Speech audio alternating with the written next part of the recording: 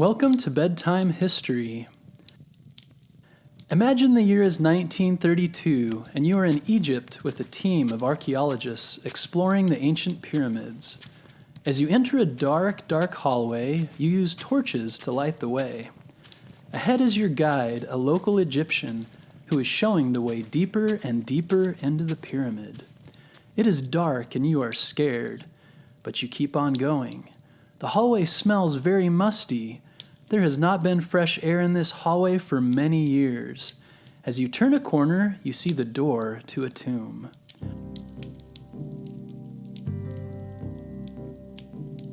You push back stones and other debris, and after pushing forward with your torch, the next room lights up and it's overflowing with ancient treasures.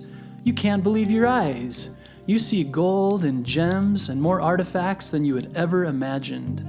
And lying in the center is the greatest discovery of all, a mummified Egyptian king. The Egyptian pyramids are some of the most amazing man-made structures in history. At the time they were built, Egypt was one of the richest and most powerful civilizations in the world. A civilization is the society, culture, and a way of life of a particular area. The Egyptian pyramids were built over 4,000 years ago, but they still remain a mysterious and amazing piece of history.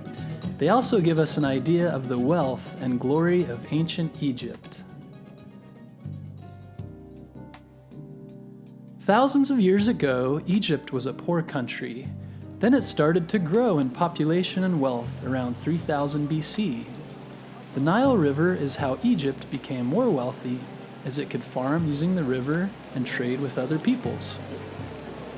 As Egypt's power and wealth grew, so did the power and wealth of its kings.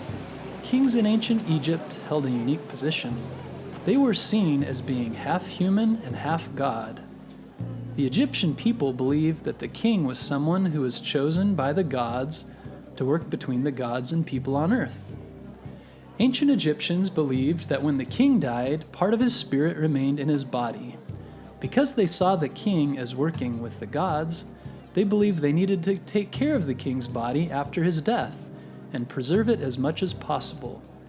This is why the ancient Egyptians started to make mummies. They wrapped the king's body to keep it safe. Mummies are bodies of a human being or animals that have been preserved.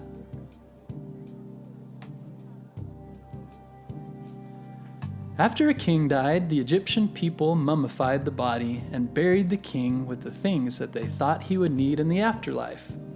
This included gold, food, and other valuable things. The Egyptians believed that the riches would go to the afterlife with the king, and that the king could use the things he was buried with to care for himself and his relatives in the afterlife. Around 5,000 years ago, Egyptian people began creating royal tombs called mastabas, which came before the pyramids. Mastabas were caves carved into rock and covered with a flat rock roof. Egyptians at the time put the mummified dead body of a king, after he'd passed away, into the mastabas and covered it with the flat rock roof. This became a preserved little room for the mummy and his things before he moved to the afterlife. Eventually, mastabas were made into bigger structures that were more beautiful and could house more things.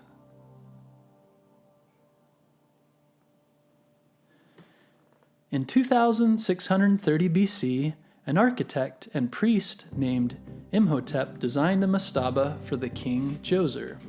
It was built up into a small step pyramid and was later considered to be the oldest known pyramid in Egypt. It was built in the city of Saqqara. At that time, kings usually started the building of their mastabas while they were still alive and would oversee the work. King Djoser asked Imhotep to design this structure, which pyramid builders then put together. It had 6 stepped layers of stone and was 204 feet, or 62 meters high. It was the tallest building of its time. After King Djoser, the stepped pyramid became popular, and Egyptian kings going forward had similar buildings constructed. Because these tombs were built while the kings were still alive, and ancient Egyptians lived much shorter lives than many people do today, pyramids were often started for kings but not finished. Many kings died before they were complete, and the project would then be abandoned.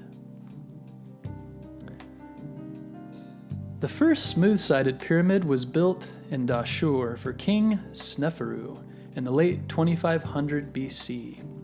It was called the Red Pyramid because of the color of the blocks used to build the pyramid's core. Pyramids started to be built with smooth angled sides to symbolize rays of sun. They were designed to help the kings go up to heaven and join the gods after they died. The most famous pyramids in the world today are the Great Pyramids of Giza. They are located near the Nile River in Cairo City. The oldest and biggest of the three Giza pyramids is the Great Pyramid. It was built for King Khufu around 2570 BC. It was originally 481.4 feet, or 147 meters tall, and is the largest pyramid in the world. Do you know why there are three small pyramids lined up next to the Great Pyramid? They were built for King Khufu's queens. Ancient Egyptians usually built mastabas close to their family so they could be with each other and support each other in the afterlife. The middle pyramid at Giza was built for King Khufu's son. This is the pyramid on which the Great Sphinx is carved. The Great Sphinx is a carved statue of a man's head with the body of a lion. It was a guardian for the king's son's tomb and was also the image of the god Horus. The third of the Great Pyramids was built for the king's grandson. It is the shortest of the three Great Pyramids. Later future kings started to build their pyramids smaller than the Great Pyramid and would build them closer in size to the smaller one. Have you ever thought about the incredible amount of work and high level of design that would be required to successfully build a pyramid? For the Great Pyramid, about 2.3 million blocks of stone had to be cut and carried to the site. It took 20 years to build the biggest of the pyramids, and 20,000 to 100,000 men worked on it. Beginning in about 2350 BC, pyramid builders began to write about things that happened during the king's life on the walls of the king's tomb. These were inscribed hieroglyphics, or ancient symbols or writing. From 2300 to 2100 BC, pyramids continued to be built in Egypt, but they were usually smaller and less well built than the earlier pyramids. This was because the wealth and power of the Egyptian kings was less and less during this time. The last king that built pyramids in ancient Egypt was Pepi II. He became king when he was just a young boy and ruled for 94 years. He built a shorter pyramid at Saqqara before his death. After he died, the wealth of Egypt was getting smaller, and people no longer saw the kings as half-gods as they used to. In later years, Egyptian kings built pyramids again, but they were never as big or amazing as the Great Pyramids. But the mysteries of the ancient Egyptian pyramids carried on and still interest people around the world today. Most of the bodies and treasures from the old pyramids have been removed now, either by tomb raiders or by people wanting to protect them. You can find some of these items in museums today. Millions of people continue to visit the pyramids each year to see these amazing structures that teach about Egypt's rich and amazing past.